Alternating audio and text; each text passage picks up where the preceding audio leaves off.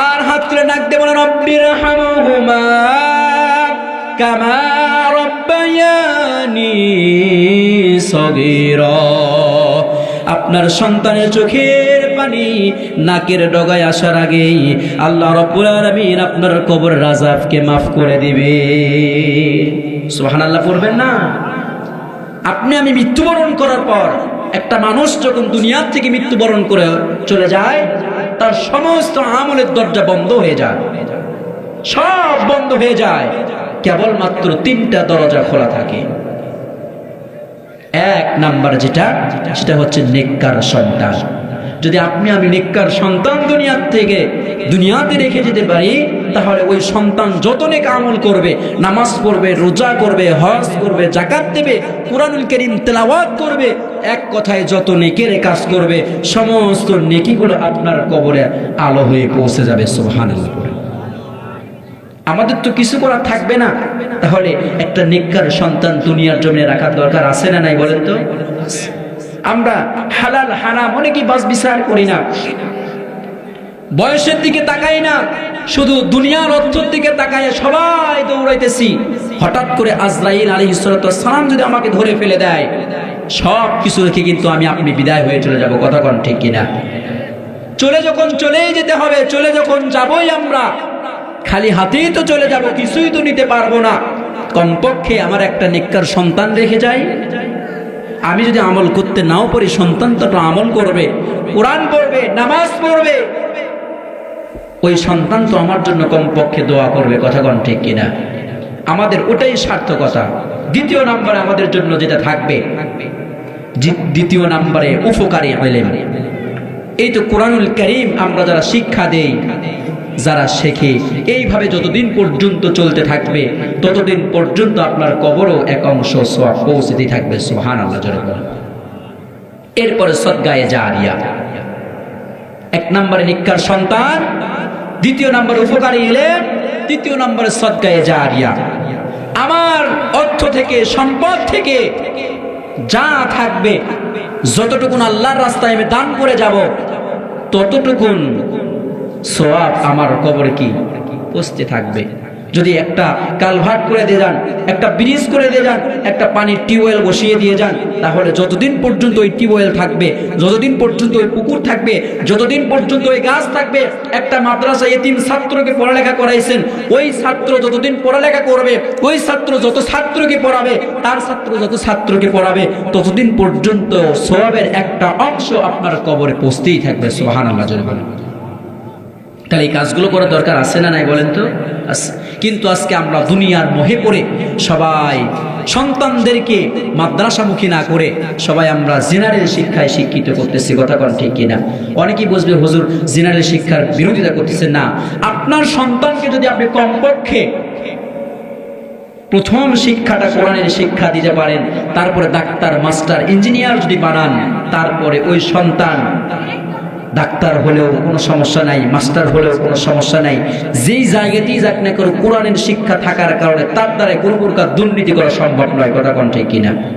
কিন্তু কোরআনের শিক্ষা না থাকার কারণে রাস্তাঘাটে করে চাঁদাবাদি, নেতা হলে রাস্তার রড পর্যন্ত মেরে দেয়। কথা কোন ঠিক কিনা?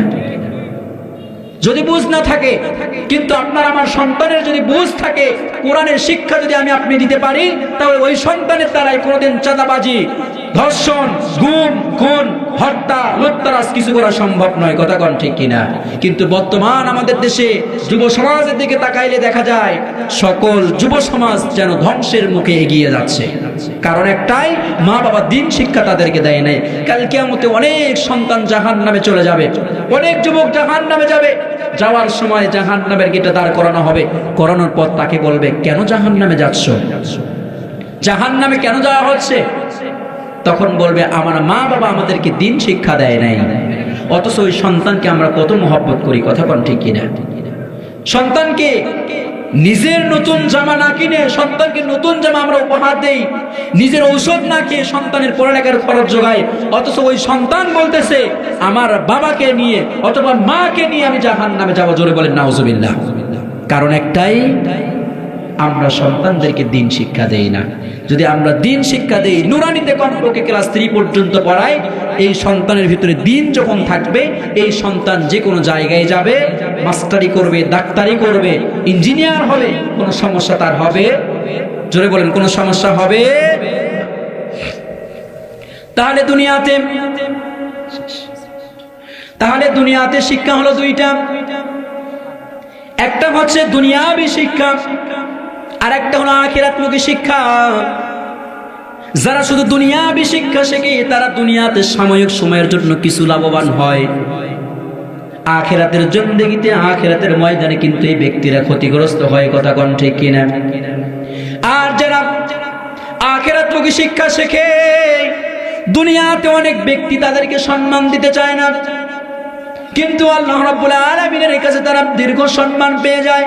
এমন একটা জিন্দেগিতে সম্মান পায় যেই জিন্দেগির শুরু আছে কোনো শেষ নাই। এমন একটা জিন্দেগিতে সম্মান দিয়ে দেয় কে? এই জন্য দুইটাই শিক্ষাই গ্রহণ করা দরকার।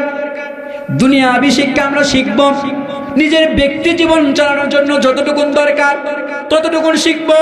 দুনিয়াবী শিক্ষার পাশাপাশি যদি আখিরাতমুখী শিক্ষা আমরা শিখতে পারি, নামাজ শিখতে পারি, রোজা শিখতে পারি, হজ শিখতে পারি, যাকাত শিখতে পারি, কোরআনুল কারীম তেলাওয়াত শিখতে পারি, হালাল হারাম বাস বিচার করতে পারি, জানতে পারি, তাহলে আমার দ্বারা এই দুনিয়াও হবে, আখিরাতের জন্য আমি যোগ্য হয়ে যাব। জোরে বলেন না সুবহানাল্লাহ।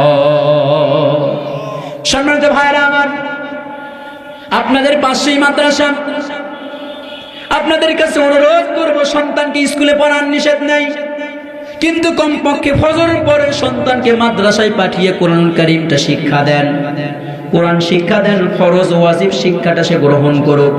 আপনার সন্তান ইন্টারে পড়ে কিন্তু গোসলের ফরজ জানে না, আছে না নাই? জোরে বলেন, আছে না নাই? গোসলের ফরজ জানে না। আপনি মারা গেছেন, আপনার সন্তান আপনার গোসল দিতে পারে না। আপনি মারা গেছেন, আপনার সন্তান আপনার জানাজা দিতে পারে না। আপনার মতো হতভাগা কিছু নাই, অথচ আপনার সন্তান গোটা দুনিয়ার ভিতরে সর্বশ্রেষ্ঠ ডাক্তার, সর্বশ্রেষ্ঠ ইঞ্জিনিয়ার, কিন্তু বাবার লাশের সামনে দাঁড়ানোর যোগ্যতা তার নাই। এই যোগ্যতা যার নাই, ওই বাবা হলো ব্যর্থ, ওই মা হলো ব্যর্থ, কিন্তু ওই মা বাবা হলো সার্থক। যেই মা বাবার সন্তান নিজে জানাজা করে, নিজে কবরে নামায়, মায়ের জন্য বাবার জন্য দোয়া করতে পারে। কথা কোন ঠিক কিনা?